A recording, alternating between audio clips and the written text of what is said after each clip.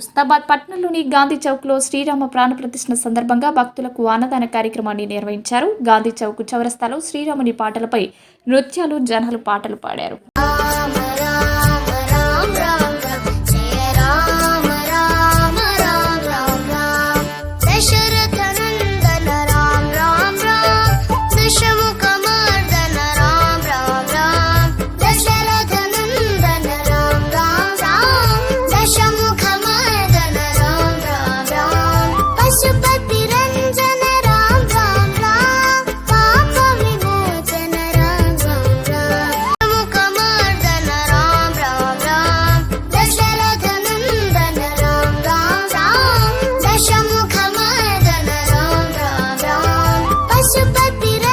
జై శ్రీరామ్.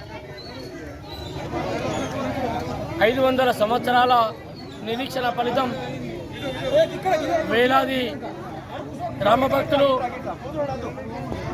లక్షలాది కరసేవకుల యొక్క బలిదానం ఫలితం సుప్రీంకోర్టు యొక్క చారిత్రాత్మక నిర్ణయం, కేంద్ర ప్రభుత్వం యొక్క సమర్థత కారణంగా ఈరోజు అయోధ్యలో యొక్క బాలరాముని యొక్క ప్రతిష్టను తిరిగి పునః ప్రతిష్ట గావించుకోవడం జరిగింది.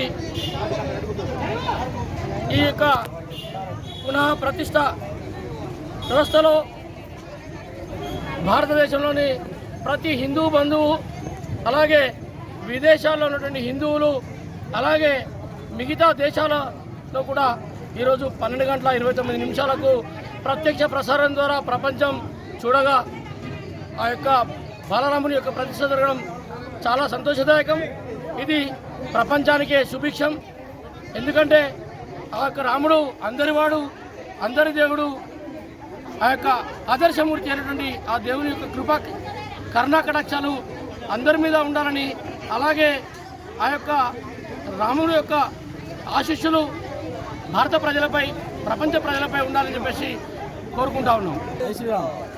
ఈరోజు బాలరాముని అయోధ్యలో బాలరాముని పునఃప్రతిష్ఠా కార్యక్రమం సందర్భంగా ప్రతి పట్టణంలో, ప్రతి గ్రామంలో ఇలాంటి కార్యక్రమాలు చేసుకోవడానికి కొరకు అందరి బంధువులు, హిందూ బంధువులు సహకరించిన సందర్భంగా వాళ్ళందరికీ శుభాకాంక్షలు తెలియజేస్తూ ఇలాంటి కార్యక్రమాలు చాలా పెద్ద ఎత్తున మళ్ళీ మనం ప్రతి సంవత్సరం కూడా చేసుకోవాలని హిందూ బంధువులందరినీ కోరుచూ ఇలాంటి కార్యక్రమాలకు ముందుకొచ్చిన అందరికీ నా యొక్క ధన్యవాదాలు.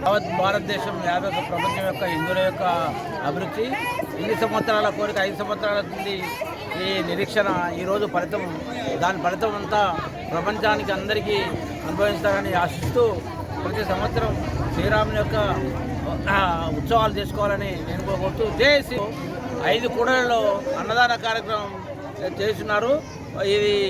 దీనికి సహకరించిన అందరికీ కృతజ్ఞతాభివందనాలు.